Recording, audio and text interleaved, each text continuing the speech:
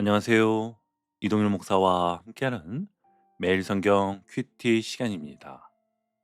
오늘 우리가 함께 나눌 본문은 창세기 30장 1절에서 24절 말씀입니다.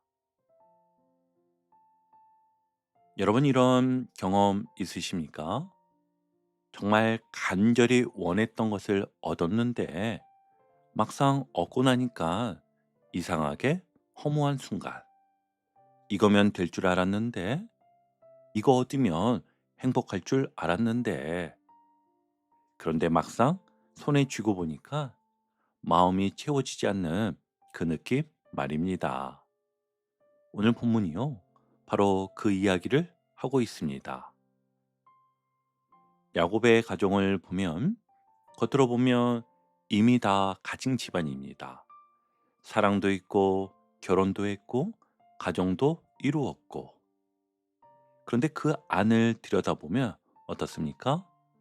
시기, 경쟁, 분노, 불안, 서로를 향한 비교와 상처. 여러분, 이게 중요합니다. 문제가 없는 인생이 아니라 문제를 어떻게 해석하느냐가 인생을 결정한다는 것입니다.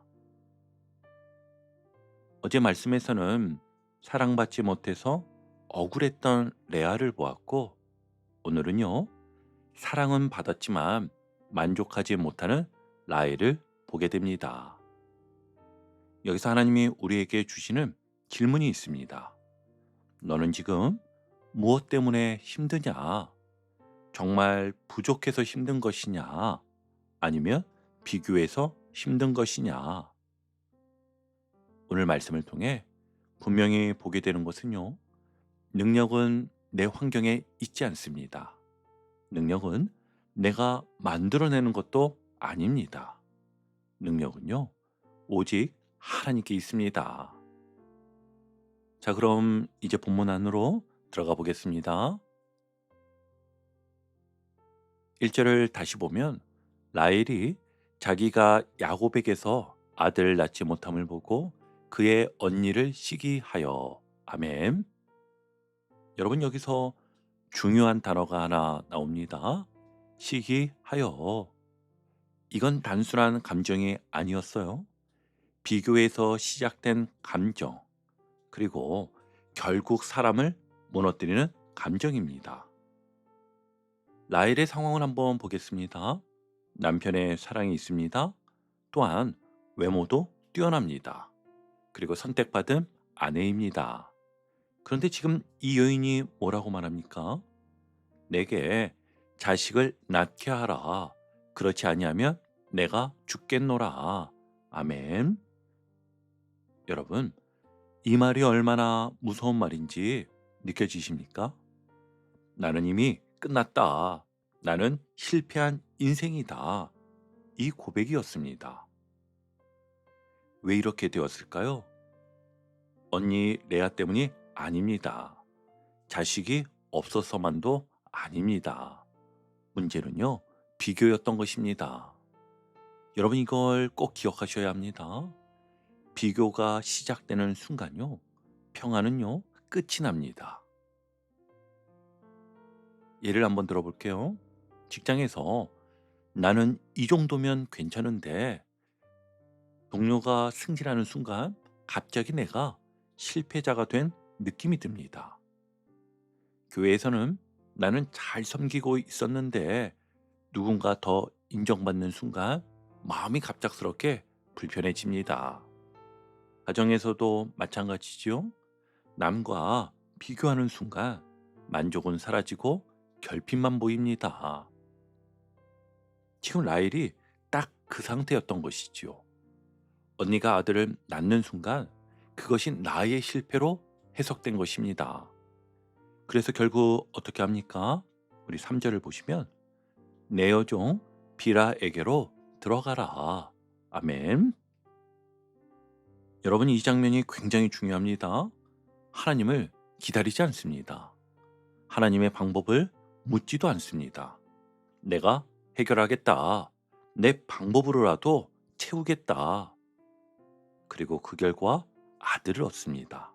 그런데 여러분, 이름을 한번 보십시오. 단과 납달리.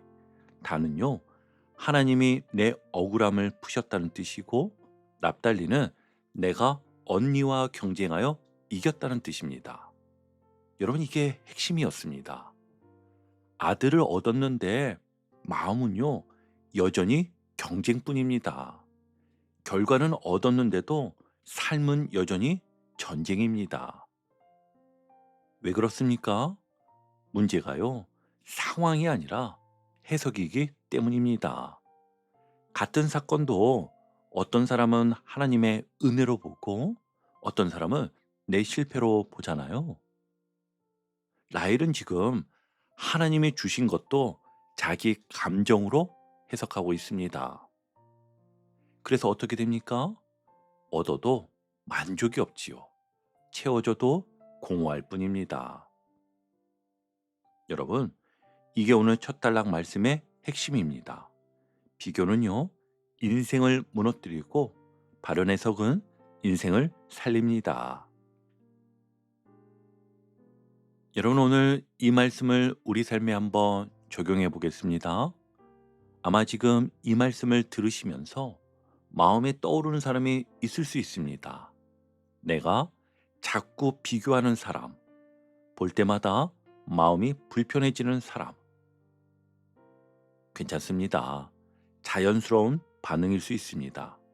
그런데 중요한 건 거기서 멈추느냐 아니면 방향을 바꾸느냐입니다.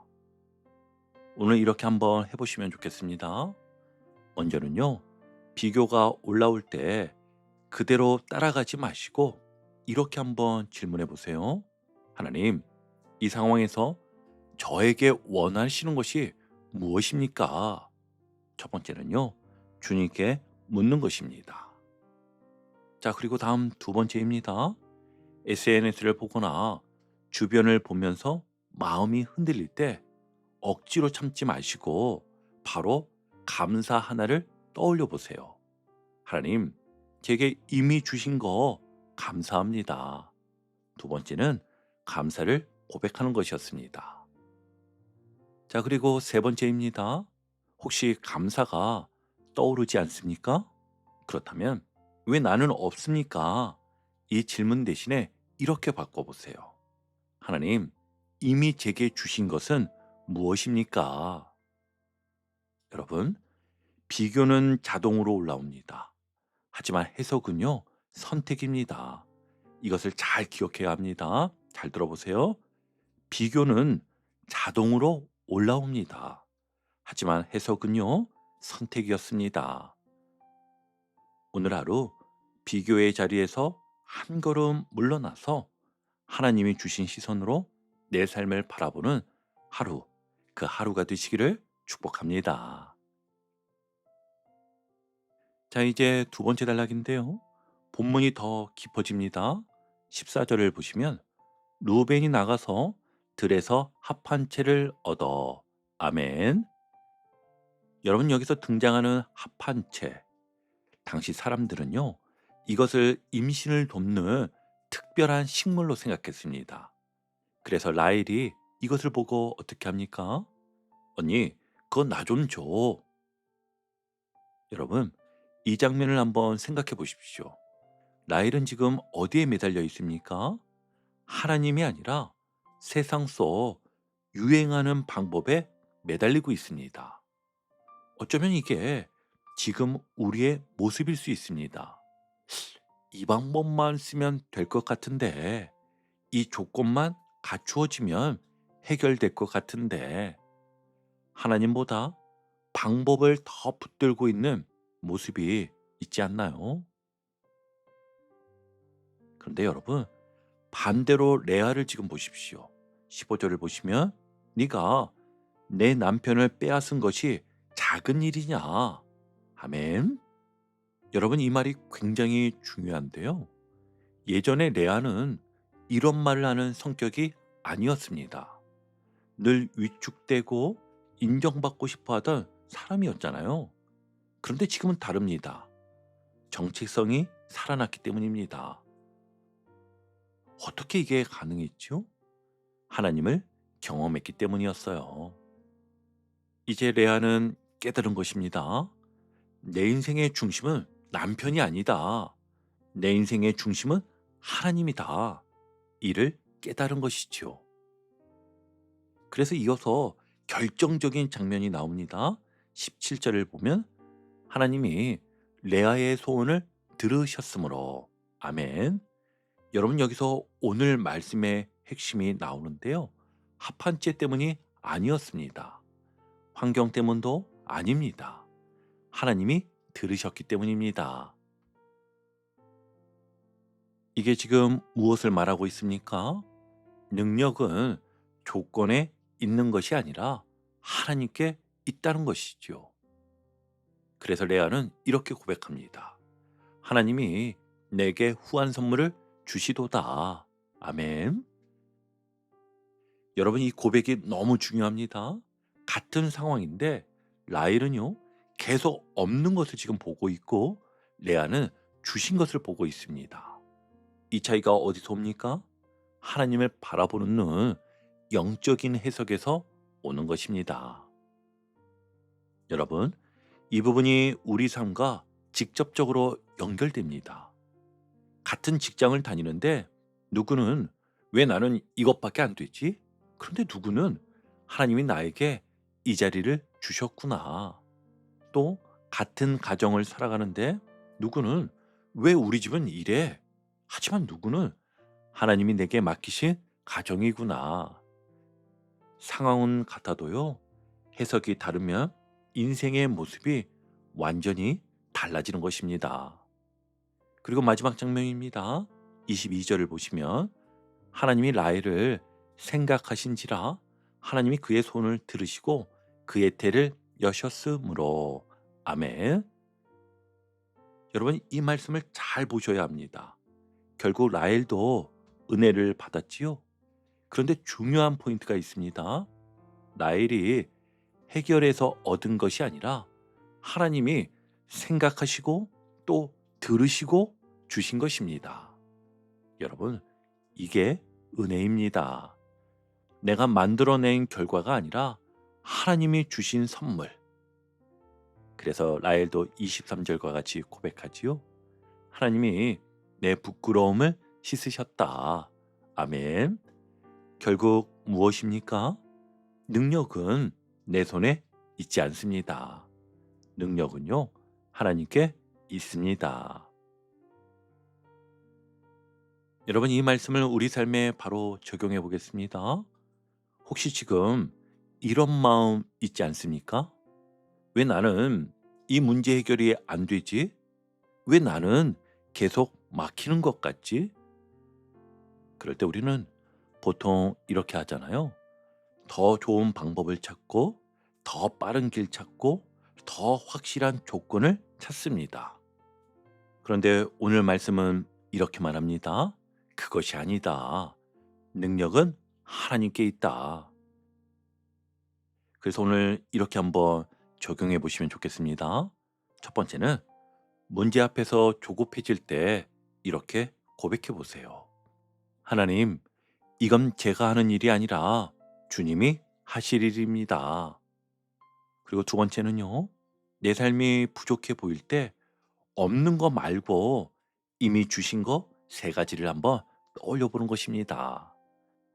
그리고 세 번째, 기도할 때 요구만 하지 말고 이렇게 기도해 보십시오.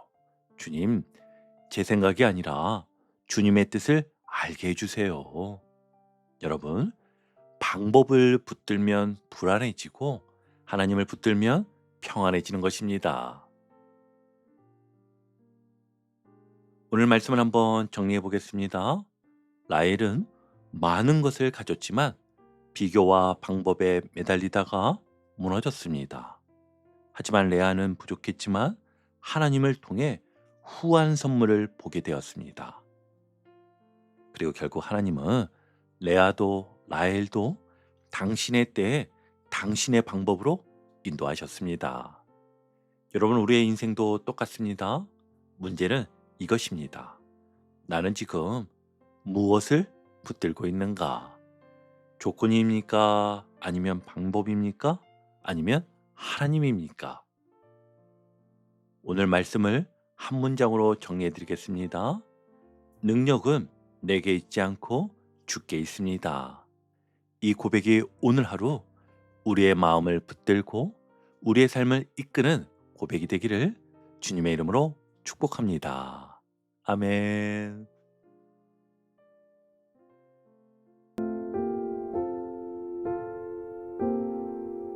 오늘도 복음의 기쁨과 확신으로 승리하는 하루 되시길 축복합니다. 함께 해주셔서 감사합니다. 내일 큐티 시간에 다시 뵙겠습니다.